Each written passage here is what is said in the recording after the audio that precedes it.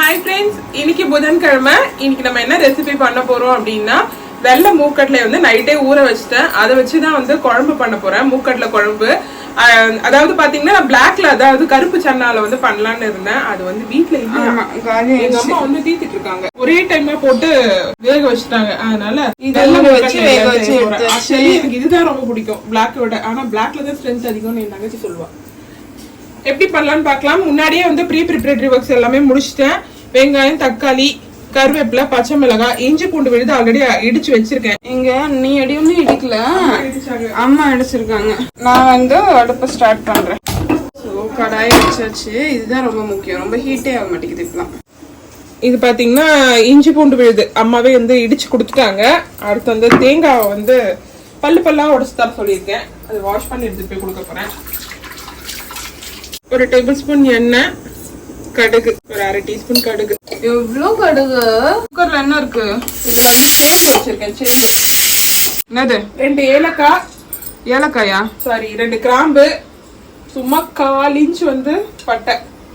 ஏன்னா எங்க வீட்டுல வந்து இந்த குழம்புக்கெல்லாம் மசாலா போடுறியான்னு வந்து கடுகடுன்னு சொல்றாங்க. நான் போட மாட்டேன். அதுக்கு மாதிரியே 2 பச்சை மிளகாய் வந்து நீல வாக்குல கீறி வச்சிருக்கேன். வண்டியா நீ? ஆமா, ஒரு தூக்கி உட்கார வைக்கணும். பைரவிய வண்டியா நீ? என்ன வாஷிங் மிஷின் ஏறி உட்கார வைக்கணுமா? அவ்வளவுதான். சரி படிக்கா. நான் ஏறி உட்கார வைக்கிறேன். வெங்காயம், அதே கருவேப்பிலை. இது இதை ஃபர்ஸ்ட் கொஞ்சம் வதங்கட்டும். இஞ்சி பூண்டு விழுது ஒரு இன்ச்சு இஞ்சி, ஒரு 7-8 பல்லு பூண்டு தட்டி வச்சிருந்தேன். தட்டி அம்மா கொடுத்துருந்தாங்க. வெங்காயத்தையும் இஞ்சி பூண்டையும் நல்லா வதங்கிட்டு 2 சின்ன சைஸ் தக்காளி எடுத்துருந்தேன். அதையும் கட் பண்ணி நான் சேர்த்துட்டேன். தக்காளி வந்து நல்லா குழஞ்சி வதங்கி வரணும். அந்த சாப்பாடு கொஞ்சமா வந்து கட் பண்ண வெங்காயத்திலே வெங்காயம் தனி எடுத்து வச்சிருக்கேன். இது வந்து கடைசியா வந்து தாளிப்பு கொடுக்கறதுக்கு. இது வதங்கினதுக்கு அப்புறம் மூக்கடலை ஆட் பண்ணுவதுதான். அப்புறம் மிளகாய் தூள். தக்காளி வந்து நல்லா வதங்கிருச்சு. இந்த சன்னா வேக வச்சிருந்தல அந்த தண்ணியோடவே வந்து இதுல சேர்த்துக்கிறேன். ரெடி, பச்சை மிளகாய் ரெடி. இதேதான் இன்னைக்கு பாத்தீங்கன்னா எனக்கு பிரேக்ஃபாஸ்ட்டுக்கும் நான் கல் தோசை கேட்டிருக்கேன். ஒரு டீஸ்பூன் வந்து மிளகாய் தூள், அப்புறம் 1 கிளாஸ் வந்து தண்ணி, உப்பு தேவையான அளவு எடுத்து போடு. ரொம்ப முக்கியம். எங்க அக்கா அதை இப்பெல்லாம் சுத்தமா மறந்துடுறா இல்ல? உண்மையாலே மறந்து போயிடுறோம்ப்பா. ஆல்ரெடி நம்ம வந்து சன்னால வந்து உப்பு போட்டிருக்கோம். அதனால உப்பு வந்து தேவையான அளவு. கொதிக்கணும். ஆமா, கொதிக்க விடலாம். நல்லா கொதிக்கணும். நல்லா கொதிக்கட்டும். நல்லா கொதிச்சிருச்சு. பச்சை வாசனை எல்லாம் போயிருச்சு. கொஞ்சமா வந்து பெருங்காயத்தூள் நிறைய சொல்லிட்டேன். சரி, அடுத்தது உனக்கு நிறைய. ஓகே, இது வந்து நான் நிறைய அரைச்சு வச்சிருக்கேன் தேங்காய் பால் குடிக்கிறதுக்கும். அதுக்காக வந்து ஒரு 1/2 கப் மட்டும் சேர்த்துக்கிறேன்.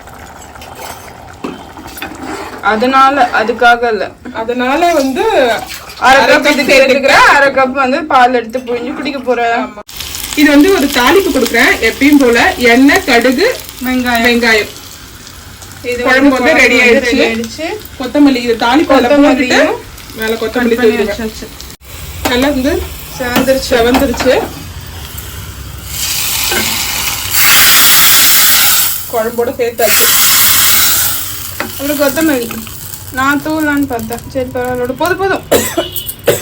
மிச்சத்தை வேற எதுக்குன்னா வச்சுக்கலாம். என்ன பண்ற? சேம்பு வந்து வேக வச்சுட்டேன். அம்மா வந்து தோல் உரிச்சு கொடுத்துட்டாங்க. அது ஃப்ரை பண்றதுக்காக ரவுண்டா வந்து கட் பண்றேன். கொஞ்சம் கிறிஸ்பியா ஃப்ரை பண்ணி தரேன், இல்லைன்னா வந்து குழன்னு இருக்கும். உப்பு தேவையான அளவு. அடுத்து குழம்பு மிளகாய் தூள் 1 டீஸ்பூன். அடுத்து இது நல்லா மிக்ஸ் பண்ணிட்டு தவால வந்து ஃப்ரை பண்ண போறேன். அவ்வளவுதான். கொஞ்சம் எண்ணெய் எனக்கு நிறைய விட்டு ஃப்ரை பண்ண, ஏன்னா அந்த வாழைப்பழம் இருக்க கூடாது தானே. ஆமா. அடுத்தது என்ன பண்றீங்க? வாழைக்காய் கட் பண்றேன். என்ன இன்னைக்கு 2 பொரியல்? இது ஆல்ரெடி கொஞ்சம் இருந்தது, கொஞ்சம் இது பழசாயிடுச்சு. அதனால பழசுனா ஒரு 5 டேஸ்க்கு மேல ஆயிடுச்சு. சரி செஞ்சிடலாம் அப்படின்னு சொல்லிட்டு.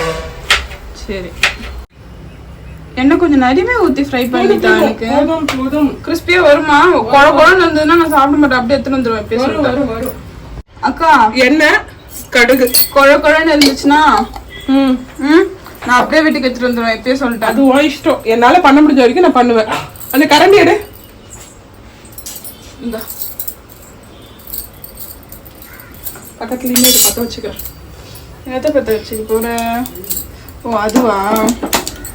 இது வந்து வாழைக்காய்க்கு தவா ஃப்ரை. இது வந்து சட்டி ஃப்ரை. சேப்பங்கிழங்கு. என்ன கம்மியா இருக்கா மாதிரியே இருக்குக்கா? எனக்கு தேவைன்னா ஊற்றிக்கலாம். அப்படியே இதுக்கப்புறம் அதெல்லாம் மிக்ஸ் பண்ணிட்டு டீப் ஃப்ரை வந்து சிம்ல வச்சு அப்படியே வந்து கிட்டத்தட்ட ஒரு 20 நிமிஷத்துக்கு பண்ணாதான் நீ கேட்குற கிறிஸ்பினஸ் வந்து வரும். அப்படின்னா அதுக்குள்ள நான் போய் ரெடி ஆகிட்டு வந்துடுறேன். இதில் வந்து லைட்டாக வந்து வந்து பெருங்காயத்தூள் லைட்டாக தான், ஏன்னா எல்லாமே வந்து கிழங்கு வகை, அதனால பெருங்காயத்தூள் போடணும், உடம்புக்கு நல்லது. அப்படியே மூடி போட்டு குக் பண்ண வேண்டியதான். இது என்ன பண்ணிட்டு இருக்கேன்? வாழைக்காய் ஃப்ரை. அதே மாதிரி உப்பு, மிளகாய்த்தூள், எண்ணெய் ஊற்றிட்டு இது கடுகு போடல, அப்படியே எண்ணெயிலேயே வந்து தவால வந்து ஃப்ரை பண்ணி எடுக்க போகிறேன் கிறிஸ்பியாக.